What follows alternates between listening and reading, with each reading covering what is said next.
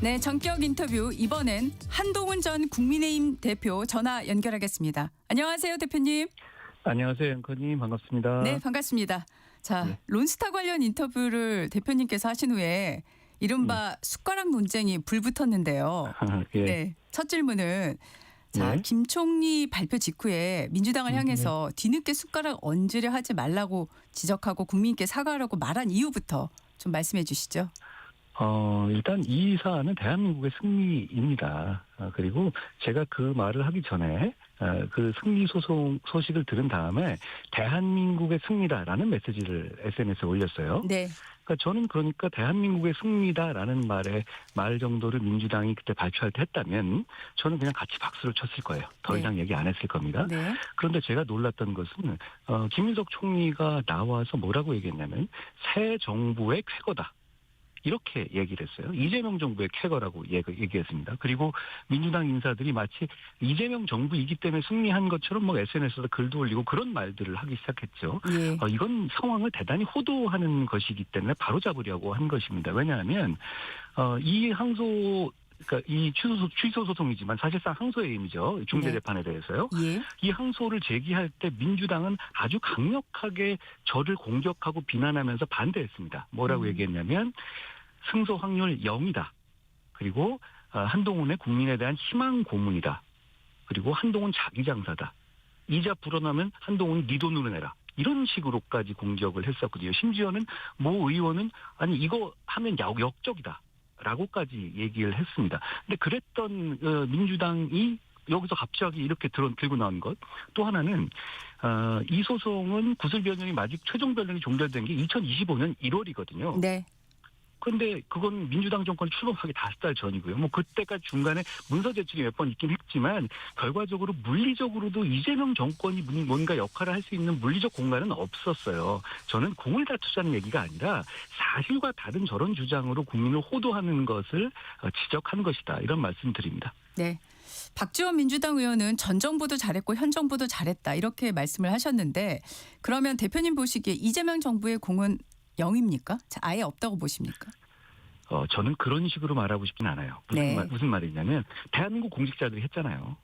네. 대한민국 공직자들과 대한민국 공직자들이 국민들의 열망을 응원으로 느끼면서 오랫동안 해왔잖아요. 대한민국 전체가 기뻐할 일이다. 이걸 누구의 공이다 아니다 가를 문제가 아니에요. 저는 그걸 가르고 이게 저의 공이다 이런 말을 하려는 게 아니라 네. 아니 뜬금없이 총리가 아무것도 안 한 총리가 나와서 새 정부의 쾌거다 이렇게 얘기하면서 마치 이재명 정부이기 때문에 이겼다고 말하는 그런 태도를 지적한 것입니다. 이거는 대한민국 전체가 대단히 어려운 소송을 오랜 기간 동안 정말 많은 사람들이 노력해서 결과를 낸 것이다. 저는 이렇게 평가하고 싶습니다. 네.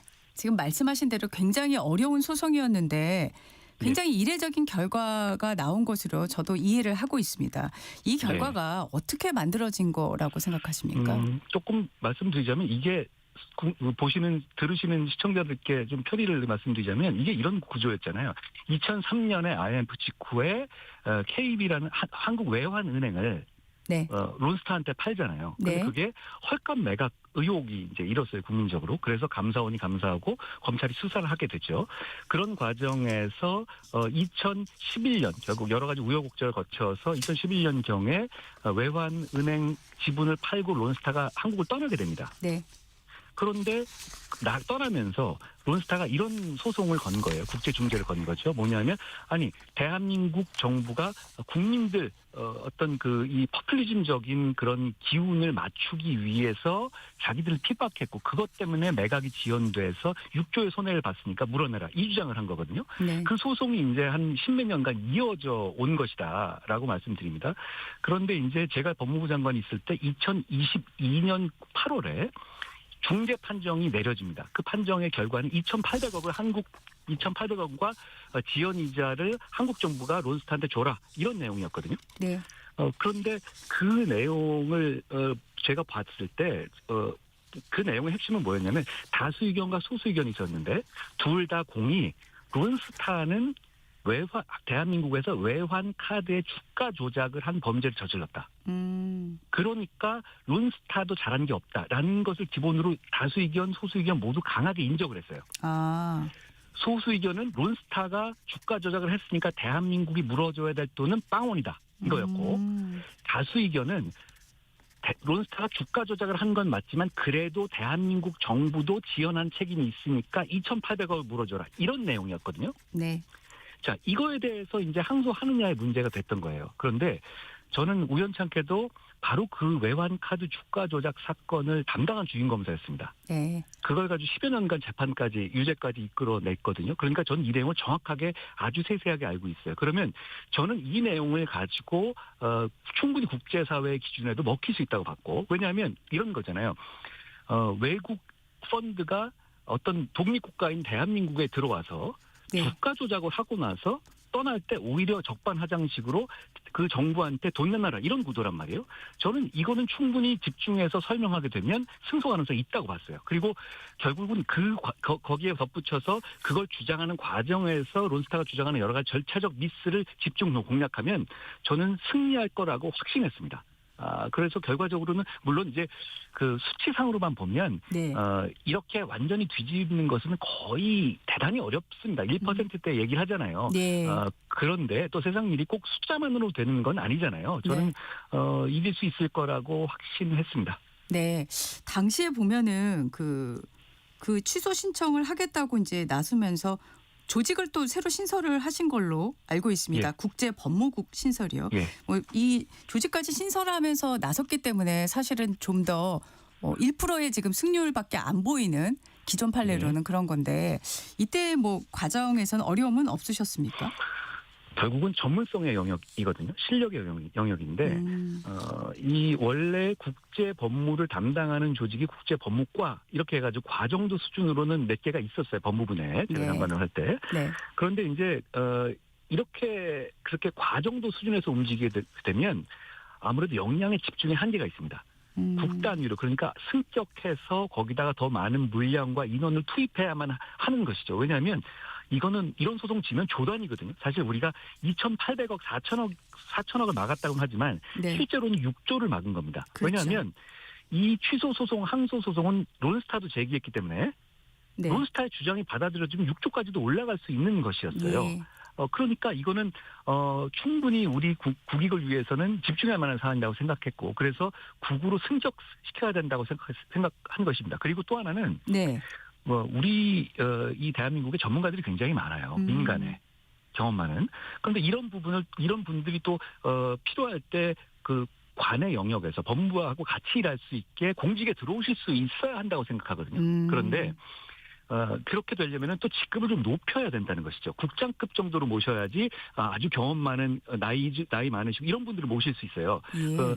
그렇기 때문에 저는 국신설이 꼭 필요하다고 봤고 그래서 여러 가지 사실 조직을 신설하는 건 대단히 어려운데 예. 최우선 순위로 두고 네. 국제법무국 신설을 준비했고 결국은 이 부분은 해냈다고 생각합니다. 알겠습니다. 그런데 이제 론스타 측에서는 이번 결과에 실망스럽다면서 새로운 소송을 검토하겠다고 얘기를 하고 있는데요. 이게 지금 단심제라서 이번에 나온 거는 결국 새로운 중재 판정부에다가 2차 중재 신청 절차를 밟을 가능성이 보도가 나오고 있습니다. 이거 결과 어떻게 보세요? 6조를 신청했는데 뭐 4천억도 아니고 빵원을 받게 되면 실망스럽겠죠. 당연한 얘기고요. 그러면 네. 뭐 그걸 환영한다고 하겠습니까? 다만 이 국제 중재의 기본 룰들이 있어요. 그러면 뭐 이게 판결하고 달라서 기판력이 있는 건 아니지만 네. 이 국제 중재 요 ISS를 하기로 한 것은 서로 간에 합의하고 한 거예요. 론스타와 우리 대한민국 정부가. 네. 그러면 그거를 할 때마다 다른 것으로 지면 다른 거고 이렇게 안 되거든요. 저는 사실상 그 얘기는 론스타가 대한민국 정부에게 완패하고 나서 그냥 하는 얘기다. 실현 가능성이 크지 않다라고 생각합니다. 네, 알겠습니다. 자, 대장동 항소 포기 관련한 질문으로 넘어가 보겠습니다. 일단 지금 국회 법사위 소속의 범여권 의원들이 대장동 항소 포기에 반발한 검사장 18명을 경찰에 고발한다고 밝혔는데요. 자, 이거 어떻게 보십니까? 최상병 사건에 반발한 박정훈 대령을 고발한 거라고 똑같다고 봐요. 왜 그건 민주당은 그렇게까지 도시락 싸들고 반발하면서 이렇게 하죠? 자, 민주당이 하는 얘기에 대해서 민주당 정권이 하는 말에 대해서 공직자가 공익을 위해서 반대하면 안 됩니까?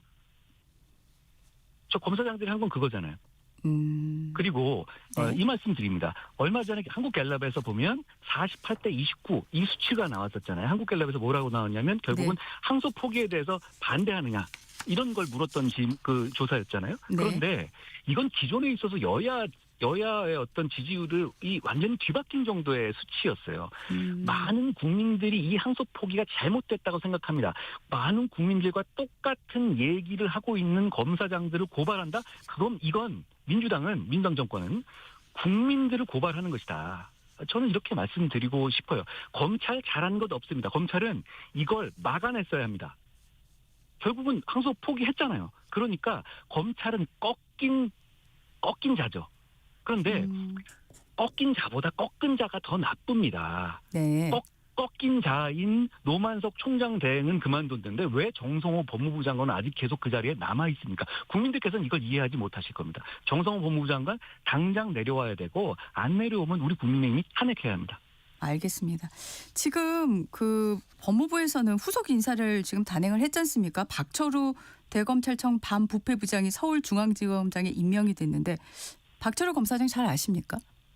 대장동 편 들고 국민 눈치 안 보겠다는 선언입니다. 왜냐하면 네. 박철우 그분이 예전에 지금 있는 민주당 정권하고 굉장히 같이 일해온 것 그런 걸 차치하고라도 네. 지금 이 대장동 일당을 위한 항소 포기에서 핵심적인 역할을 한 사람이에요. 근데 그 사람을 보란 듯이 중앙지검장으로 갖다 놓는다고요? 그건 국민들의 들끓는 여론 따위는 무시하고 그냥 네. 대장동 일당 편을 들겠다는 뻔뻔한 선언에 가까워요. 저는 이걸 보고 어떻게 느꼈냐면 예. 이거는 진짜 대장동 일당 편드는 이 문제를 민주당 정권이 생존의 문제로 보고 있구나. 왜냐하면 이건 여론 나쁘잖아요. 누가 보더라도. 네. 이건 그냥 끝까지 가보겠다. 한번 해보겠다라는 것으로 보고 있다고 생각합니다. 저는 이러다가 진짜 이 정권 오래 못 가겠는데 이런 생각까지 했습니다. 예. 지금 그 평검사 전보 검토에 검사장들 두 분이 일단 사의를 표명한 걸로 돼 있는데 민주당 쪽에서는 사표 수리 안 된다, 징계가 우선이다 이런 주장을 내걸고 있거든요. 이거 어떻게 생각하십니까? 깡패 같은 짓이죠. 이 직업을 포기할 권한들 다 있잖아요.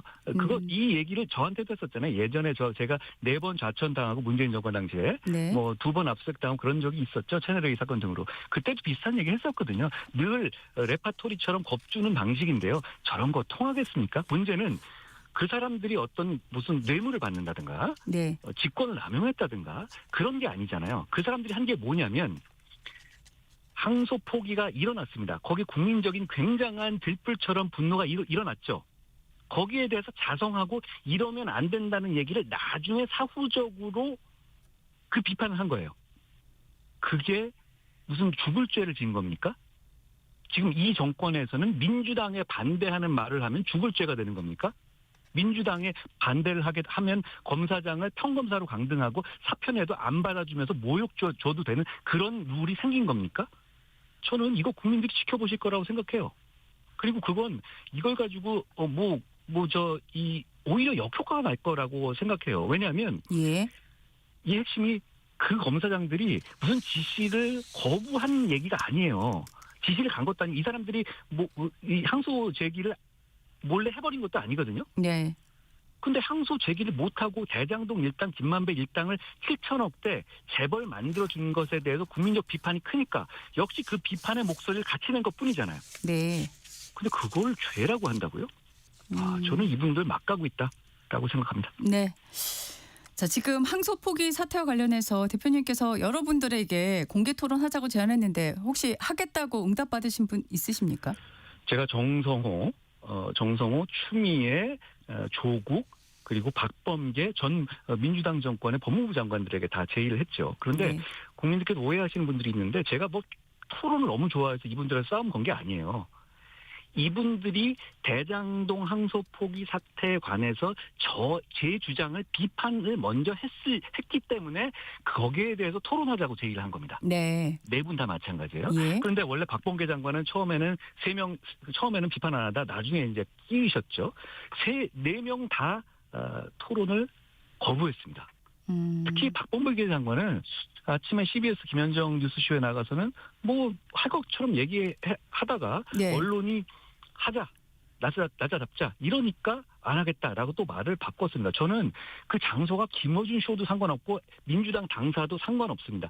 제가 이 토론을 말씀드리는 이유는 네. 국민들께서 이 사안은 대단히 관심 있고 중대하게 보시거든요. 시스템에 관한 문제잖아요. 네. 그러니까 전현직 법무부 장관 양측의 법무를 담당했던 사람들끼리의 생산적인 토론을 통해서 네. 누구 말이 맞는지를 보실 수 있게 해드리기 위한 것이었거든요. 네. 그리고 이 네 분의 장관들 다 일방적으로 자기 SNS나 어떤 발언을 통해 가지고 주장을 한단 말입니다. 항소 포기가 정당하다는 예. 주장을 하는데 저는 그 얘기가 다 헛소리라고 생각하거든요. 거짓말이라고 생각해요. 그러니까 근데 문제는 반박할 기회를 안 주기 위해서 토론에 못 나오는 거거든요. 저는 여기에 못 나오는 게 이해가 가지 않습니다. 그리고 이 토론이라는 게 민주사회에서 대단히 중요하고 저는 얼마 전에 네. 새벽 배송에 관한 사회적 토론에 대해서 장혜영 전 정의당 의원님과의 토론에도 응해서 생산적인 토론을 한 바가 있었거든요. 예. 결국 만나서 얘기하면 꼭 차이점만 보이는 게 아니라 서로 오해도 풀 수 있어요. 그리고 네. 국민들께서 보시면서 이게 이 차이구나라고 쉽게 아실 수 있는 것이죠. 저는 그분들이 지금이라도 토론에 응해야 한다고 생각해요. 저는 그분 네 분 다 나와도 상관없고 네. 세 분이든 두 분이든 한 분이든 어느 장소에든 언제든 1시간 전에만 말씀해 주시면 전 달려갈 것이다. 달려가서 국민들 앞에서 과연 이 불법 항소 포기가 얼마나 말이 안 되는 것이고 그분들이 말하는 하나하나의 어떤 뭐 민사로 하면 된다느니 뭐 원래 추징 대상이 아니라느니 뭐 이런 얘기들이 말도 안 된다는 것을 제가 국민들 앞에서 낱낱이 설명드릴 수 있습니다. 알겠습니다. 자, 국민의힘 관련한 질문을 좀 드리겠습니다. 지금 김혜지 국민의힘 의원에 대한 장애인 비하 막말로 논란을 일으켰던 박민영 미디어 대변인에 대해서 지금 사퇴 처리가 안 됐습니다. 경고로 지금 마무리되는 분위기인데요. 자, 이 사안을 놓고 국민의힘 지도부와 친한동훈계의 계파 갈등 얘기까지 나오고 있는데 어떻게 생각하십니까? 장애인과 약자를 혐오하고 비난해서는 안 된다는 것. 그건 정치의 기본적인 원칙이죠. 그리고 보호수 정치가 더더욱 지켜온 전통 같은 겁니다. 그렇죠? 그건 계파 문제가 아닙니다. 알겠습니다. 자, 여상원 국민의힘 윤리위원장이 자리에서 물러납니다. 사퇴 이유에 대해서 당 지도부에서 정리하라니 하는 것이라고 했는데 이거를 두고도 지방선거를 앞두고 지도부에서 연말까지 원외 친한동훈계를 정리하기 위한 거다. 이런 말이 나오고 있는데요. 어떻게 생각하십니까?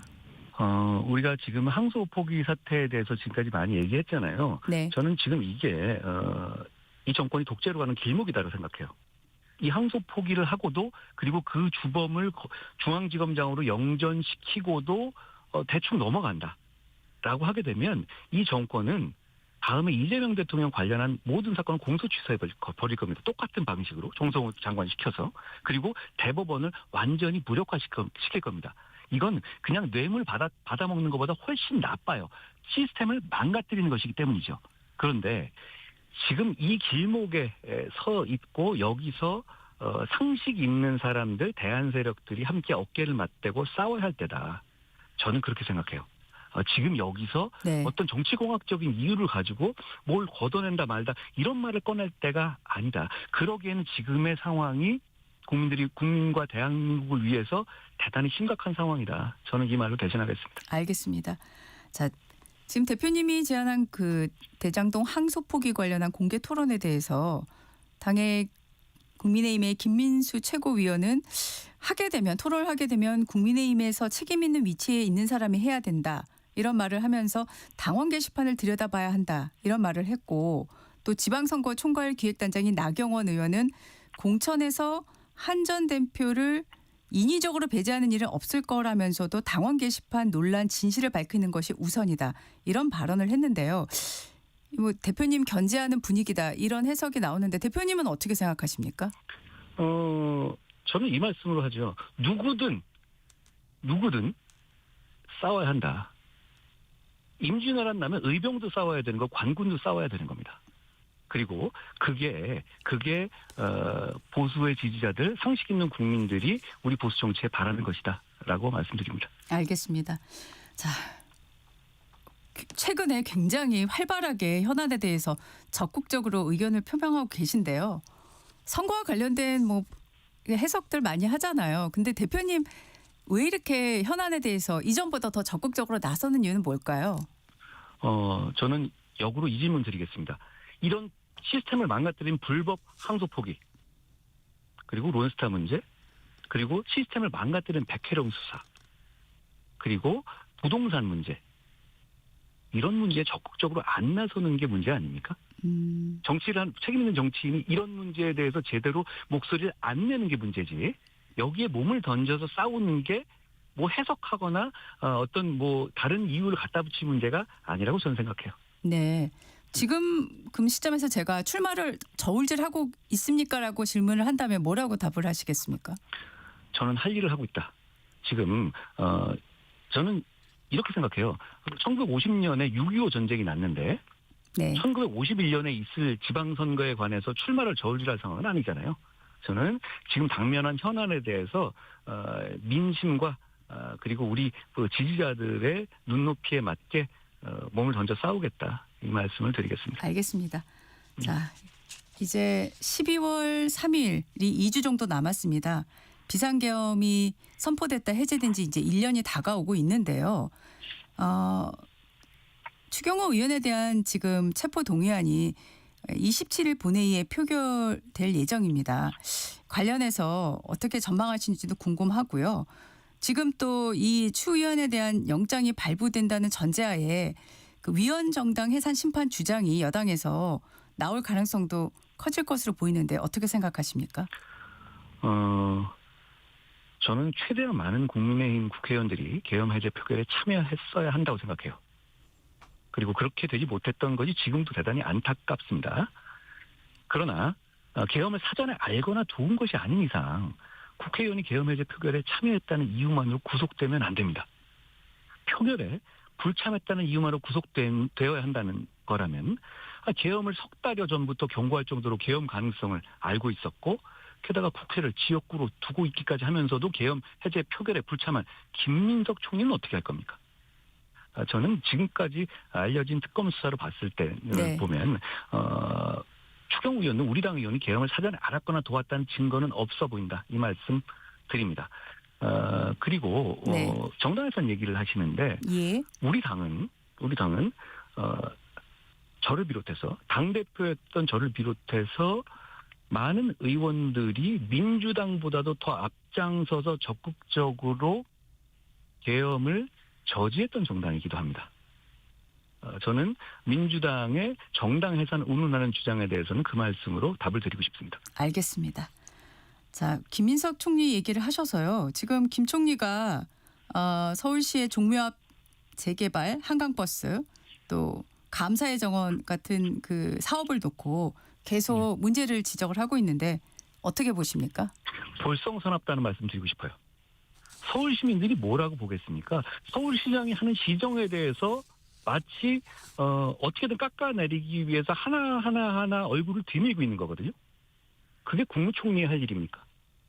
그리고 론스타 발표 국무총리도 하는 것도 좀 이상하지 않았습니까? 만약에 앵커님 이거 생각해 봐 주세요. 만약에 론스타 저희가 패소했다고 치자고요.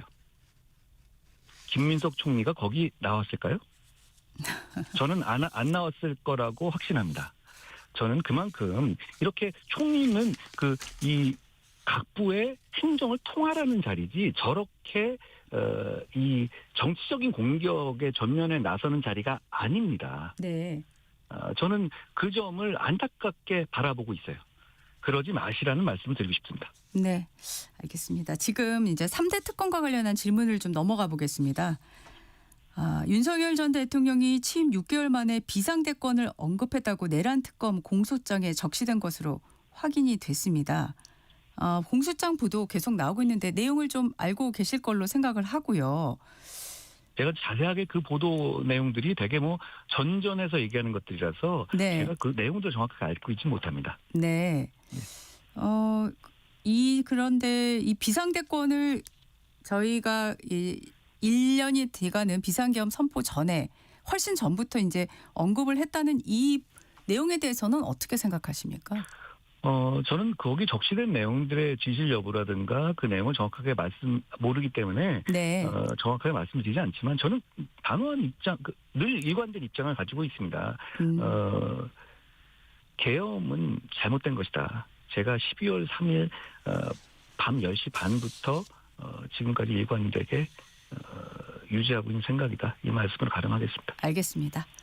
자, 어제 그 김건희 여사 재판이 일부 중계가 됐습니다. 그 김건희 여사 측에서는 모욕 주기 제3의 피해자가 나올 수 있다. 이제 반발했는데 이 재판을 공개한 거에 대해서는 어떻게 생각하십니까? 그걸 제가 뭐 평평할 문제는 아닌 것 같아요. 다만 네.